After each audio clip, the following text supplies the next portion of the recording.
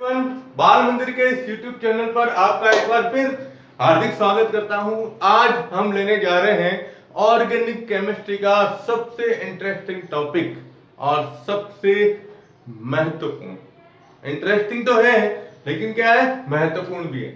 महत्वपूर्ण इसलिए क्योंकि हमने लास्ट लेक्चर के अंदर एक अभिक्रिया के बारे में पढ़ा था, नाभिक स्नेही या नाभिक रागी अभिक्रिया किसे कहते हैं। हमने उसके एग्जाम्पल लिए। एसएन अभिक्रिया के नाम से जाना जाता है, सब्स्टिट्यूशन न्यूक्लियोफिलिक रिएक्शन के नाम से जानी जाती है। तो आज हम लेने जा रहे हैं कि ये जो अभिक्रिया है, इस अभिक्रिया को किस प्रकार से संपन्न कराया जाता है, या हम ये कह सकते हैं कि अभिक्रिया कैसे संपन्न होती है। तो आप देखो, अब अपन 12th क्लास के अंदर, तो 12th के हिसाब से जब हम रिएक्शन की बात करते हैं तो इस रिएक्शन के अंदर सबसे बड़ी चीज होती है कि रिएक्शन को किस तरीके से याद किया जाए, उसके क्या स्टेप रहते हैं, है ना। तो चलिए अब देखिए, आपके सामने स्क्रीन के ऊपर ये बोर्ड पे लिखा है मैंने कुछ। पहले तो अपन ने हेडिंग लगाई है। अब इस रिएक्शन की क्रियाविधि को दो भागों में बांटा गया है, जिसमें पहले आती है जिसे कहते हैं SN2 रिएक्शन और दूसरी आती है जिसे कहते हैं SN1। अब आप सोच रहे हो कि सर ने पहले 2 लिखा फिर 1 लिखा, क्यों? ऐसा कुछ नहीं है। आप पहले SN1 भी बता सकते हो, फिर SN2 भी बता सकते हैं, लेकिन किताब के हिसाब से, हम सिलेबस के अकॉर्डिंग जब चलते हैं तो उस हिसाब से यहां पर NCERT के अंदर SN2 को पहले प्रदर्शित किया गया है। SN2 दो देखो, SN2 है। इसको यहां आप आइए हिंदी में, यहां मैंने लिखा है, देखिए मार्क किया नीचे, द्विअणुक नाभिक रागी या नाभिक स्नेही प्रतिस्थापन अभिक्रिया। द्विअणुक यानी देखिए, ये जो है ना, इसकी परिभाषा है। परिभाषा द्विअणुक की ये आती है कि कोई भी रासायनिक अभिक्रिया जो होती है, उसमें रासायनिक अभिक्रिया का वेग अगर दो क्रियाकारकों की सांद्रता पर निर्भर करता है तो उसे हम द्विअणुक अभिक्रिया या द्वितीय कोटि की अभिक्रिया के नाम से जानेंगे। अब यहां द्विअणुक जो दिया है, द्विअणुक को अपन किसके द्वारा प्रदर्शित कर सकते हैं? द्वितीय कोटि, सेकेंड ऑर्डर रिएक्शन के नाम से जानी जाती है। सेकेंड ऑर्डर रिएक्शन द्विअणुक के नाम से जानी जाती है। और आप रेड मार्क से देख रहे हो, इस अभिक्रिया को प्रदर्शित करना, यानी सबसे पहले जो अभिक्रिया की खोज या जिसने इस अभिक्रिया को संपन्न कराया था, उनके नाम लिखे गए हैं। एडवर्ड डेवी ह्यूएस और सर क्रिस्टोफर इनगोल्ड के द्वारा SN2 रासायनिक अभिक्रिया दी गई थी। इतना आपको पहले तो बेसिक चीज ध्यान रखनी। अब क्यों द्विअणुक क्यों कहते हैं, पहले उसको लिखो। लिखेंगे उसको, लिखने का तरीका सबसे पहले लिखेंगे कि इस क्रिया में अभिक्रिया का वेग एल्किल हैलाइड, क्या लिखते हैं अपन? एल्किल हैलाइड तथा नाभिक स्नेही दोनों की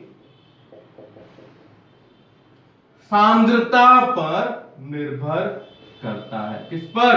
सांद्रता पर निर्भर करता है। इसलिए इसे क्या कहते हैं? SN2 या द्विअणुक अभिक्रिया के नाम से जाना जाता है। तो यहां मेन लाइन क्या ध्यान रखनी है? मेन लाइन ध्यान रखनी है, ये एल्किल हैलाइड क्या कहते हैं इसे? RS, नाभिक स्नेही क्या लिखते हैं? NU के रूप में। किसके ऊपर निर्भर करता है?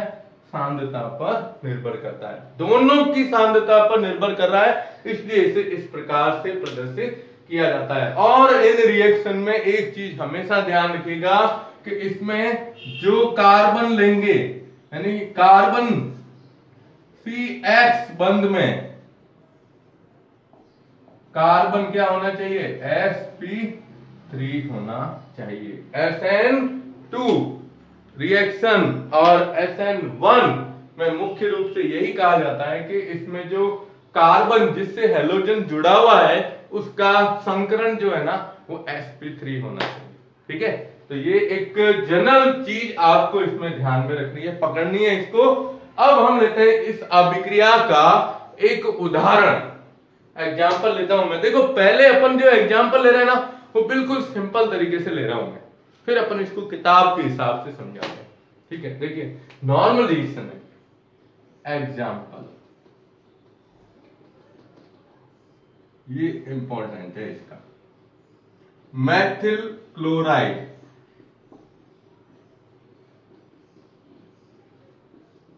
की क्रिया OH माइनस आयन, ये क्या है, नाभिक नहीं है, ठीक है। या हम देखो कल अपन ने एग्जाम्पल लिया था, उस एग्जाम्पल के अंदर अपन ने KOH या NaOH बताया, वो भी आप बता सकते हो इसके अंदर। ठीक है, अब पहले हम मैथिल क्लोराइड लेते हैं। तो देखो अब मैं इसकी क्रियाविधि बता रहा हूं। ठीक है, सबसे पहले यहां आएगी, चलो देखो सी मैथिल है तो कितने हुए, 3 कार्बन। ठीक है, और एक अपन इसके अंदर क्लोराइड ले रहे हैं ना, तो क्लोराइड के अंदर क्या आता है, अपने हेलोजन आता है। तो हेलोजन को प्रदर्शित करो Cl से, मैथिल क्लोराइड। ठीक है, अब आप इसकी रिएक्शन करवाओ किसके साथ, OH माइनस से। ये मैं अभी पहला स्टेप ले रहा हूं, ये होता है मंद गति का, मंद गति का पद, मतलब क्या होता है, धीमी गति की क्रिया होती है इसमें। अब इसमें क्या होता है ना, कि जब हम इस OH समूह को इससे क्रिया करवाते हैं, अब ये समूह है ना मैथिल क्लोराइड, इसको एक और, अब आप किताब में देखोगे तो इसको एक और नाम दिया गया है, इसको बोलते हैं क्रियाधार। क्या बोलते हैं, ये क्रियाधार है, यानी जिसके ऊपर क्रिया कराई जा रही है। ठीक है, अब क्या होगा कि यहां से, अब इस चीज को गौर से देखेगा, इसको थोड़ा सा नोट करना है। नोट ये है कि OH के ऊपर आवेश क्या आ रहा है, माइनस, Cl के ऊपर भी आवेश क्या है, माइनस है। अब दोनों विपरीत आवेश है, ये इसके पास में आएगा तो क्या होगा, सॉरी, दोनों समान आवेश है, और समान आवेश एक दूसरे के पास में आएंगे तो प्रतिकर्षण होता है, इसलिए ये सीधा तो इसके साथ में जुड़ेगा नहीं।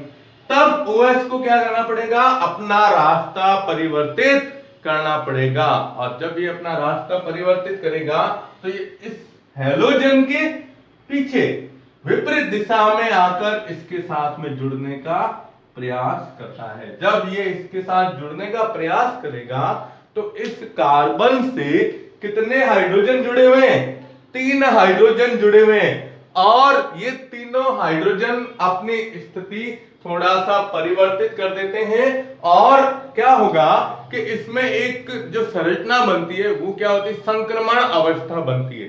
संक्रमण अवस्था का मतलब ये है साहब कि एक तरफ से बंध टूटना शुरू होता है और एक तरफ से बंध बनना शुरू होता है। तो जब आप इसमें मध्यवर्ती ये संक्रमण अवस्था बताएंगे तो देखो क्या होगा, कार्बन तो अपनी जगह पर ही रहेगा।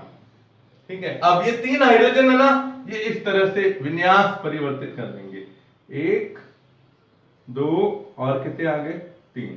ठीक है, अब देखिए आप, अभी मैंने आपको कहा कि ये OH पीछे की तरफ आ रहा है, तो इसको क्या कहते हैं, प्रतिलोमन विन्यास के नाम से जाना जाता है, पीछे की तरफ से आएगा, मतलब हेलोजन के विपरीत दिशा में जुड़ने का प्रयास करता है। अब जुड़ेगा कैसे, देखो यहां हम बताते हैं OH, और यहां से डॉट बताओ। डॉट बताने का तरीका ये है कि इसके और इसके बीच में बंध बनना शुरू होता है। जब इसके और इसके बीच में बंध बनना शुरू होगा तो कार्बन और हेलोजन के बीच में बंध क्या होता है, टूटना शुरू होता है। तो इसको भी किसके द्वारा दर्शाएंगे, ये डॉट लाइन के द्वारा। इधर क्या आ रहा है, Cl। ये अब देखो, आप इस संरचना को देखिए, इस संरचना में आप देख रहे हो ना कि कार्बन से कितने बंध बन रहे हैं, 3 तो ये हो गए, चौथा और 5वां, तो 5 बंध पॉसिबल नहीं होते हैं, इसलिए जब ये संरचना बनेगी तो इसको कहते हैं अस्थायी संक्रमण अवस्था। ठीक है, और जब ये बंध यहां से बंध पूरा बनता है तो ये हेलोजन इसमें से क्या हो जाती है, निकल जाती है। आप एक बार इसका स्क्रीनशॉट ले लो ताकि मैं आगे ये मिटा दूं। ठीक है, हो गया। अब देखो, अब इसको क्या करते हैं अपन, यहां से मैं केवल ये चेंज कर रहा हूं, इधर से हटा रहा हूं इसको। क्या किया अपन ने, अब ये जब तीव्र गति से हटता है, अब यहां क्या लिखेंगे, तीव्र गति।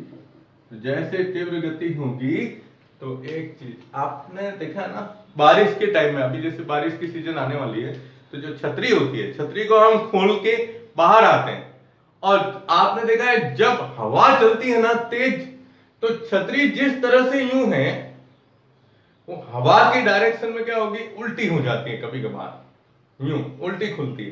तो विन्यास क्या हुआ, चेंज हुआ। वैसे ही इसमें भी यही होता है कि जब हम इसे चेंज करते हैं इसको, तो जब ये उत्पाद बनाती है, तब उत्पाद में देखो क्या आएगा, सी। अब ये 3 हाइड्रोजन पहले यूं थे, अब क्या हो जाएगा, चेंज हो जाएगा, और चेंज होते ही हाइड्रोजन आ जाते हैं यूं, और इधर क्या आ जाता है अपना समूह।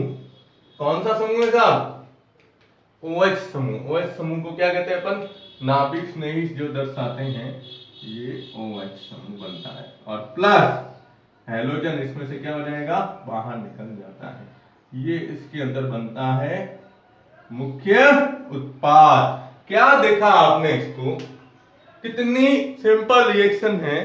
सिंपल रिएक्शन यूं है साहब कि आप देख रहे हो, मैथिल क्लोराइड लिया, मैथिल क्लोराइड की किससे क्रिया कराई, OH माइनस। कोई भी नाभिक स्नेही अपन लेते हैं, तो नाभिक स्नेही पहले तो क्या होगा ना, सीधी दिशा में तो जाएगा नहीं, क्योंकि इधर माइनस, समान आवेश प्रतिकर्षण होता है, इसलिए इसको दिशा क्या करनी पड़ेगी, घूमना पड़ेगा। घूमेगा तो घूम के जैसे दूसरी तरफ गया, तो यहां से ये विन्यास इस तरह से चेंज हो जाता है, और ये OH समूह इसके हैलोजन के विपरीत दिशा में जुड़ना शुरू होता है। तो देखो, ये डॉट लाइन के द्वारा बंद बताना है। कॉपी में लिखोगे तो भी ये डॉट लाइन और ये भी डॉट लाइन बतानी है। यहां से डॉट लाइन से बताते हैं, इधर से भी डॉट लाइन से बंद टूटना शुरू होता है। अब इसमें 5 बंद दिख रहे हैं, इसलिए इसको बता दिया अस्थायी संक्रमण अवस्था। और जब तीव्र गति से वापस जब क्रिया होती है, तो ये Cl हटता है और ये मुख्य उत्पाद बनता है। तो इस रिएक्शन में आपको ये चीज ध्यान में रखनी है, इसमें मुख्य रूप से कि यहां क्या कहते हैं, बनने वाले उत्पाद में विन्यास बदलता है, इसे क्या कहते हैं, प्रतिलोमन विन्यास कहा जाता है। या तो आपको प्रतिलोमन विन्यास, या इसे एक और अपने एनसीईआरटी में जो नाम दिया गया था, इसे कहते हैं आरबीएससी में नाम दिया है वाल्डन प्रतिलोमन। क्या नाम दिया है, वाल्डन प्रतिलोमन, जिसमें हैलोजन के विपरीत दिशा के अंदर OH समूह जुड़ा हुआ है। तो देखो, अब इसके मुख्य पॉइंट क्या है वो आप देखो, इसके मुख्य पॉइंटों को हम किस प्रकार से दर्शा सकते हैं। तो पहला पॉइंट, क्रिया में अभिक्रिया का वेग किसके ऊपर निर्भर करता है, एल्किल हैलाइड और नाभिक स्नेही, इसलिए दोनों की सांद्रता पर निर्भर करता है, इसलिए इसे क्या कहते हैं, नाभिक द्विअणुक अभिक्रिया कहते हैं। दूसरा, इसके अंदर अस्थायी संक्रमण अवस्था बनती है। और एक और चीज, ये अभिक्रिया एक ही पद में संपन्न हो रही है, एक ही पद में चल रहा है, ये ध्यान में रखना है, एक ही पद में संपन्न होती है। क्या, ये सबसे मेन पॉइंट है अपना, एक ही पद में ये संपन्न होती है, ठीक है ना। और इसके अंदर क्या होगा, अस्थायी संक्रमण अवस्था बनती है, और अस्थायी संक्रमण बनने के बाद जब उत्पाद बनता है, तो उत्पाद में हैलोजन की विपरीत दिशा में नाभिक में ही जुड़ता है, इसलिए इस क्रिया को अंदर या इस प्रक्रिया को वाल्डन प्रतिलोमन या क्या कहते हैं, प्रतिलोमन विन्यास के नाम से जाना जाता है। ये इसका विन्यास इस प्रकार से प्रदर्शित किया जाता है। आप देख रहे हो इसमें कार्बन का संकरण क्या है, sp3 है, सब सिंगल बॉन्ड आ रहे हैं, इसलिए sp3 के रूप में प्रदर्शित किया जाता है।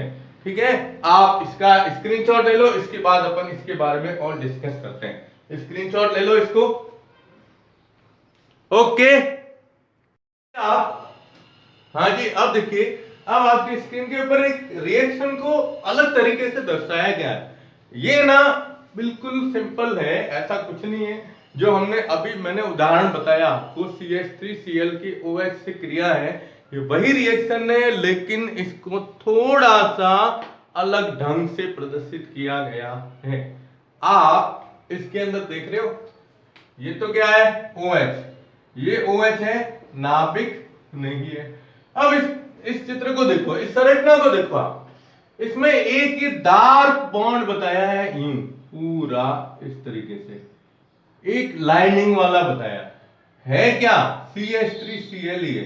कैसे, कि ये C, इधर Cl, ये एक H, ये दूसरा H और ये तीसरा H, ये वही संरचना है इसके अंदर। अब एक चीज और आपको फ्री में बता रहा हूं, क्या कहते हैं अपन इसको, कहते हैं ना फ्री में एडवाइस देते हैं, तो एडवाइस तो नहीं दे रहा हूं, फ्री में बता रहा हूं आपको। फ्री में ये है कि कभी भी ऑर्गेनिक केमिस्ट्री के अंदर किसी कार्बनिक रसायन के सूत्र को अगर इस प्रकार से दर्शाया जाए कि एक बार डॉट और एक बार डॉट, का मतलब यानी डार्क जो चीज बताई गई है, डार्क का मतलब ये होता है कि ये हमारे आंख के सामने है। ये क्या है, हमारे आंख के सामने, जैसे ये ना, तो ये यूं है, ये इस तरीके से कि ये H हमारे यूं सामने की तरफ आ रहा है, और डॉट लाइन जो दर्शाती है ना, ये बोर्ड के अंदर यानी पीछे की तरफ होती है। मतलब संरचना जब अपन लिखते हैं ना, तो ये यूं बताते हैं कि जो हमारी नजर के सामने को यूं, और इसको ये पीछे वाले को। अब पीछे वाला यूं देखोगे आप, संरचना तो अपन को नहीं दिखाई देगी। याद है अपन ने समावता वाले पाठ में 11वीं के अंदर पढ़ा था, एथेन में समरूपण समावता, जिसमें एथेन के अंदर पीछे वाले कार्बन के हाइड्रोजन को डॉट लाइन के द्वारा प्रदर्शित किया था।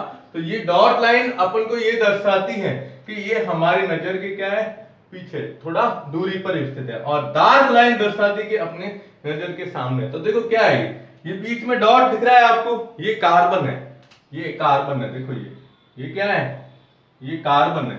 अब इस कार्बन से 3H, एक Cl जुड़ा हुआ है, पहले जुड़ा मंद गति में, तो क्या होता है, विन्यास चेंज होता है, तो फर्स्ट स्थिति में ये आता है। तो 1, 2 और 3, ये 3 हाइड्रोजन की स्थिति को इस प्रकार से प्रदर्शित किया गया है। फिर OH देख रहे हो आप, एक तरफ मैंने कहा ना कि हैलोजन के विपरीत दिशा में जुड़ रहा है, हैलोजन के विपरीत दिशा में ये जुड़ रहा है। तो हैलोजन के विपरीत दिशा में जुड़ने के कारण देखो ये इस तरह से दर्शाते हैं कि यहां से बंध बनना शुरू हो रहा है, और इधर से कार्बन और हैलोजन के बीच में ये बंध क्या हो रहा है, टूटना शुरू होता है। इसको अपन क्या कहते हैं, अस्थायी संक्रमण अवस्था के नाम से जानते हैं। और अस्थायी संक्रमण अवस्था के बाद जब ये तीव्र गति से जब हम इसमें से हैलोजन को हटा रहे हैं, हैलोजन का प्रतिस्थापन होता है, तो उस स्थिति में आप देख रहे हो पहले ये यूं थे एक तरफ, अब ये क्या आ गए, दूसरी तरफ आ गए। ये इसको आप थोड़ा सा H को भी यूं दर्शा सकते हो, ये है ना, ये विन्यास क्या हो रहा है, इसमें थोड़ा चेंज हो रहा है, ये H, ये H आया, तो पहले यूं था अब यूं हो गया, ये OH हैलोजन के विपरीत और Cl माइनस से। तो ये क्रिया भी आपको इसके अंदर नोट करनी है, तो इसका स्क्रीनशॉट ले लीजिएगा। ओके, हाँ जी, अब देखिए आप, अब है SN2 क्रिया अवधि में RH एल्किल हैलाइड की क्रियाशीलता का क्रम, ये आपको ध्यान में रखना है। देखो अपने है ना जनरली परीक्षा में सवाल कभी कभार पूछते हैं SN1 और SN2 में अंतर बताइए।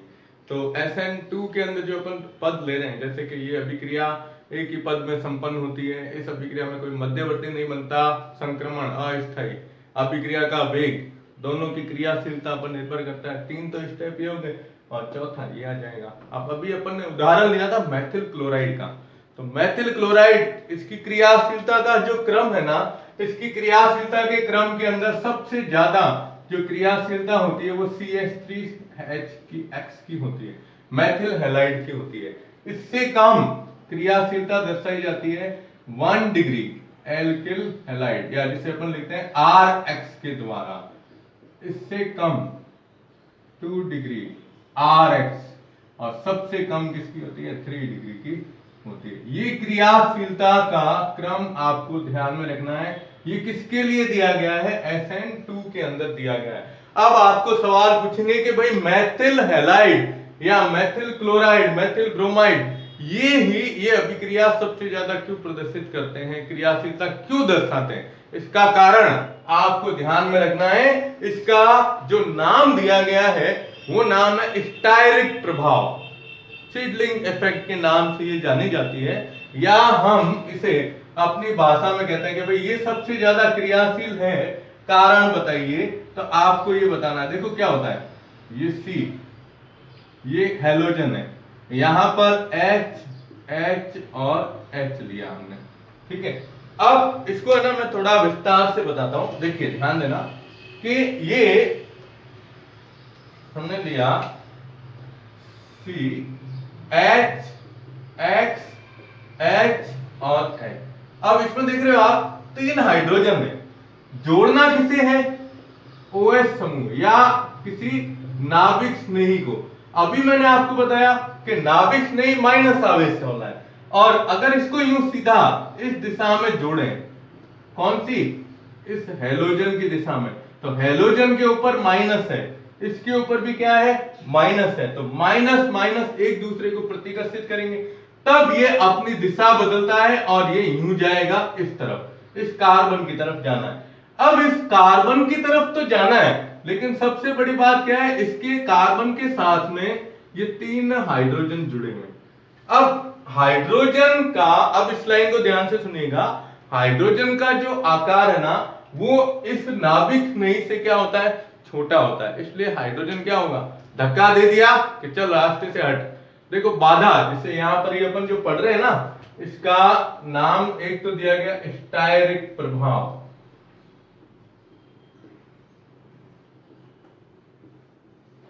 फील्डिंग इफेक्ट, या इसे कहते हैं त्रिविम बाधा। अब ये त्रिविम बाधा क्या होती है, यही अपन इसको यहां पर प्रदर्शित करते हैं। तो हाइड्रोजन तो छोटा है, अब छोटा आकार होगा तो नाभिक नहीं धक्का देके आराम से उसके रास्ते से उसको हटा के और इस कार्बन के साथ में जुड़ सकता है। अब मैं क्या करता हूं, एक H हटा देता हूं और एक H के स्थान पर R ले लेते हैं अपन, ठीक है, 1 डिग्री जिसे कहते हैं ना। तो ये C, ये H, जैसे यहां ले लिया R, इधर H है, इधर H है। अब ये जब नाभिक नहीं आएगा तो नाभिक नहीं देख रहे हैं आप, देखो एल्किल समूह का आकार क्या होता है? बड़ा होता है। तो एल्किल समूह का आकार बड़ा है तो ये आने वाले नाभिक नहीं के मार्ग के अंदर क्या करता है? बाधा उत्पन्न करेगा। ये इस तरह से इसको यूं घेरा हुआ रहता है, किसको? कार्बन को। तो पहले की तुलना में दूसरे में नाभिक नहीं थोड़ा क्या होगा? कमजोर पड़ेगा, मतलब आसानी से जुड़ नहीं पाएगा।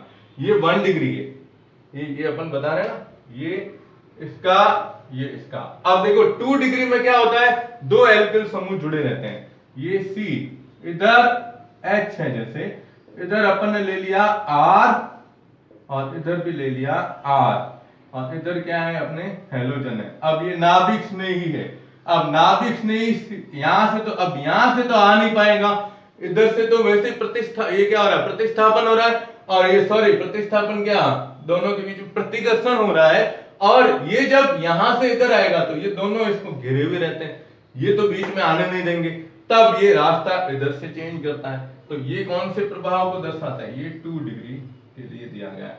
और 3 डिग्री में आप देखोगे R, C, R और ये R, तीनों R होते हैं इसके अंदर, एल्किल समूह। इधर है X और प्लस NU। अब ये 3 एल्किल समूह इस कार्बन को घेरे में जाएगा ही नहीं सरलता से, ठीक है। तो ये कहते हैं सीडलिंग इफेक्ट। किताब के अंदर इसका एक स्ट्रक्चर दिया हुआ है, ये मैं आपको बता देता हूं। ये देखो, ये ध्यान से देखिएगा, ये चीज है ना, ये इसके अंदर स्पष्ट रूप से दिया गया है यहां पर। तो ये किताब के अंदर दिया हुआ है, आप चित्र देख सकते हो। और इस चित्र को अपन जनरली यूं ही बता देते हैं ना कि पहले 3 H थे, एक को आराम से धक्का देके निकल सकता है, फिर एक H के स्थान पर एक R समूह आ गया, एल्किल समूह। अब एल्किल समूह आया तो मार्ग में थोड़ी क्या हो गई, बाधा उत्पन्न हो गई। ये तो है CH3H, ये क्या है 1 डिग्री RH, ये कौन सा है 2 डिग्री RH, और ये कौन सा है 3 डिग्री RH। तो आपको तो मेन ये याद रखना है, ब्लू लाइन, ये ब्लू लिखा हुआ है ना, ये चीज बोर्ड परीक्षा के अंदर यही पूछते हैं, इसकी क्रियाशीलता।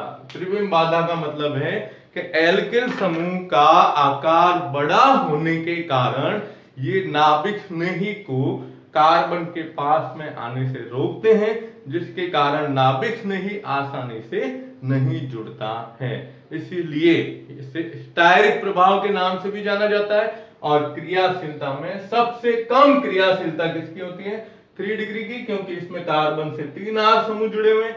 उससे थोड़ी सी ज्यादा, अब उल्टा चलते हैं, उससे थोड़ी ज्यादा 2 डिग्री की, क्योंकि उसमें 2 होते हैं। उससे थोड़ी सी ज्यादा 1 डिग्री की, क्योंकि उसमें एक ही होता है।